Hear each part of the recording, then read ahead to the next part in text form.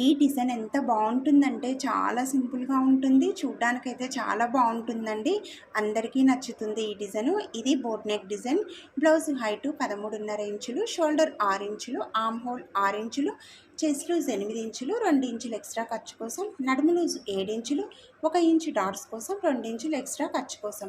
ఇప్పుడు నెక్ కోసం 3 ఇంచులు, ఆ 3 ఇంచుల నుంచి కిందికి 3 ఇంచులకు మార్క్ చేసి ఇలా రౌండ్ నెక్ గీసి కట్ చేయండి. ఇప్పుడు ఆ రౌండ్ నెక్ నుంచి ఒక హాఫ్ ఇంచ్ కిందికి మార్కు చేయండి. ఇలా మార్కు చేసిన తర్వాత హాఫ్ ఇంచ్ నుంచి కిందికి టేప్ ఇలా పెట్టి 5 ఇంచులకు మార్కు చేసి ఇప్పుడు 1 ఇంచుకి 5 ఇంచులకు మధ్యలో 2.5 ఇంచులకు మార్కు చేయండి.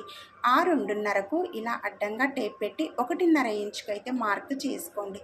చేసుకొని ఇప్పుడు ఈ హాఫ్ ఇంచుని ఇలా ఇప్పుడు ఈ 1.5 ఇంచుకి మళ్ళీ కింద 5 ఇంచులకి ఇలా బాక్స్ అయితే గీసి ఇప్పుడు అక్కడి నుండి ఇక్కడికి సెంటర్లో వీ షేప్లో గీసి ఇప్పుడు ఆ వీ షేప్ నుండి ఇలా కొద్దిగా పైకి రౌండ్ లాగా తీయండి. ఫస్ట్ వీ షేప్ స్ట్రేట్ గీసి అక్కడ నుండి పైకి గీస్తే మంచిగా ఉంటుంది. మీరు ఇంతవరకే డిజైన్ ఉంచుకోవచ్చు, లేదంటే ఇంకా డిజైన్ కావాలంటే ఇప్పుడు అదే డిజైన్ కింద 3 ఇంచుల కిందికి మధ్యలో 1.5 ఇంచుకి ఇలా మార్కు చేసుకొని ఆ 1.5 ఇంచు నుంచి అడ్డం 1 ఇంచుకు మార్కు చేసుకొని ఇంకొక వీ షేప్ కూడా ఇలా గీసుకోవచ్చు. మీకు నచ్చితే ఒకటే బాక్స్ పై బాక్స్ మాత్రమే తీసుకోవచ్చు, రెండోది అవసరం లేదు. అయితే నెక్ది ఇక్కడ ఉంటుంది కదా, ఈ నెక్ పార్ట్ షేప్ అనేది ఇక్కడ మనకు డిజైన్కి కరెక్ట్గా వస్తుంది. ఇప్పుడు దీన్ని ఆ షేప్ ఎలా ఉందో ఆ నెక్ షేప్ అలాగే రౌండ్గా కట్ చేసుకోండి. కట్ చేసుకున్న తర్వాత దీన్ని ఇలా మనము ఓపెన్ చేసి మూల ఉన్న సైడ్ కిందికి పెట్టేసి రౌండ్ ఉన్న సైడ్ పైకి ఇలా పెట్టండి. మీకు డిజైన్ కావాలంటే సింపుల్గా ఇలాగే ఉంచేసుకోండి.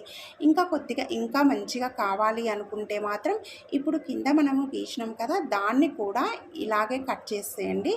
కట్ చేసి ఇప్పుడు దీన్ని మనము పై డిజైన్ కోసం కట్ చేసుకున్న పీసులు ఉన్నాయి కదా, వాటిని అయితే ఇలా పెట్టేయండి.